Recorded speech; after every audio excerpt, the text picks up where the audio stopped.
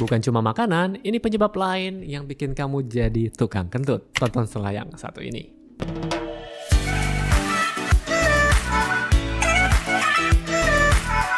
Apakah Anda sudah bosan minum obat diabetes dan sedang mencari solusi yang lain? Saya menyusun sebuah metode pembelajaran berupa e-book bergambar dengan style anime agar belajar bisa menjadi lebih seru dan mudah untuk dicerna. E-book ini berjudul Reverse Diabetes. Nah, bagian pertama adalah untuk memahami bagaimana perjalanan menjadi resistensi insulin, berkembang menjadi diabetes tipe 2, dan komplikasinya. Kemudian bagian kedua adalah langkah konkret atau cara efektif untuk membalikannya beserta cara mengevaluasinya. Jangan biarkan diabetes mengendalikan hidupmu, dapatkan e-booknya sekarang, klik di link deskripsi. Halo Sobat Sehat, jumpa lagi dengan saya Dr. Sung, dan di video kali ini saya akan membahas kenapa sih sering sekali kentut, dan kenapa ada kentut yang berbau dan ada kentut yang tidak berbau.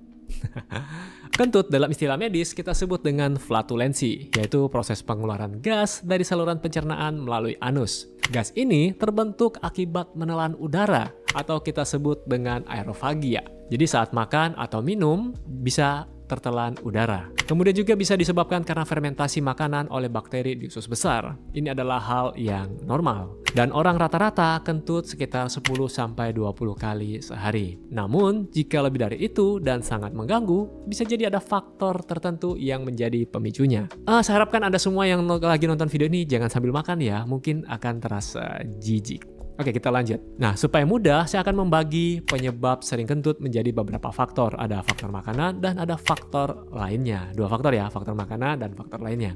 Untuk faktor makanan, yang pertama ada ketika Anda mengkonsumsi sayuran cruciferous. Nah, contohnya brokoli, kemudian kubis, kembang kol. Ini dapat meningkatkan produksi gas. Kemudian bean, kacang-kacangan seperti kacang merah, kacang hitam, kacang hijau, kacang pinto, dan sebagainya. Kemudian ada legumes, polong-polongan seperti lentils, kacang polong.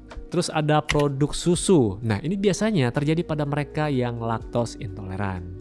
Kemudian makanan-makanan serat tinggi lainnya seperti whole grain, yaitu biji-bijian utuh ya, atau oats. Lalu pada minuman berkarbonasi, contohnya kayak soda, sparkling water ya. Jadi itu tadi karena makanan dan minuman. Kemudian ada penyebab lainnya yang menyebabkan kelebihan gas. Nah, yang pertama karena kebiasaan makan yang terlalu cepat.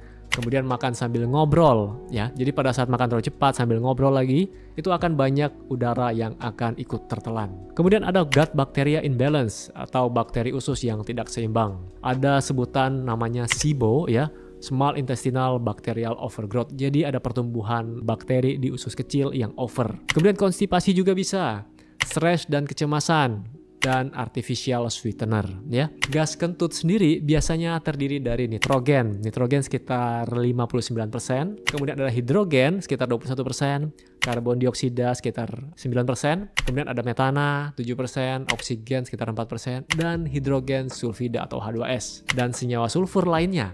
Nah, inilah yang menyebabkan bau kentut menjadi berbau busuk. Tapi tenang saja, walaupun berbau busuk, ketika Anda tidak sengaja menghirup kentut dari kentut Anda sendiri atau dari teman Anda, ini tidak berbahaya untuk Anda. Justru lebih berbahaya pengharum ruangan yang baunya wangi, tapi terbuat dari berbagai bahan kimia yang disemprotkan ke udara. Itu sudah pernah bahas di video sebelumnya. Kalau efek sampingnya lebih ke menahan napas karena bau yang tidak sedap, atau mungkin jijik karena suara yang ditimbulkan oleh proses keluarnya udara atau gas lewat celah sempit di sana. Buat Anda yang merasa kentutnya berlebihan sampai mengganggu, Anda bisa lakukan hal-hal ini. Yang pertama, lakukanlah makan dengan perlahan dan kunyah dengan baik. Jadi jangan bicara sambil makan. Kemudian minum cukup air mineral, kurangi minuman berkarbonasi, lalu Anda bisa konsumsi probiotik untuk menjaga kesehatan usus dan pencernaan kamu. Dan juga lakukan exercise untuk membantu kesehatan pencernaan. Kesimpulannya adalah, kentut adalah mekanisme alami tubuh untuk mengeluarkan gas yang terbentuk di saluran cerna. Baik karena proses pencernaan, fermentasi makanan ya oleh bakteri usus, atau udara yang tertelan. Oke, jadi itu tadi pembahasan singkat mengenai kentut. Jadi buat Anda yang takut lagi dengan bau kentut yang dianggap berbahaya atau beracun, sebenarnya tidak berbahaya ya, cuman ya baunya saja yang tidak sedap. Oke, semoga bisa bermanfaat. Dan buat Anda yang ingin mencari informasi lebih lanjut, misalnya ingin konsultasi online atau mendapatkan e-book kesehatan, silakan kunjungi di kolom deskripsi. Semoga bisa bermanfaat. Sampai jumpa, salam hebat luar biasa. Nah, supaya mudah, saya akan membagi penyebab sering kentut menjadi beberapa faktor. Ada faktor makanan dan ada faktor lainnya. Dua faktor ya, faktor makanan dan faktor lainnya.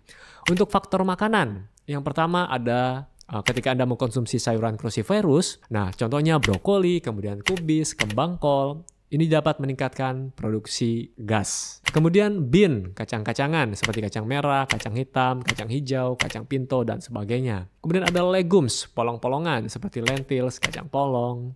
Terus ada produk susu. Nah, ini biasanya terjadi pada mereka yang laktos intoleran. Kemudian makanan-makanan serat tinggi lainnya seperti whole grain, yaitu biji-bijian utuh ya, atau oats. Lalu pada minuman berkarbonasi, contohnya kayak soda, sparkling water ya. Jadi itu tadi karena makanan dan minuman.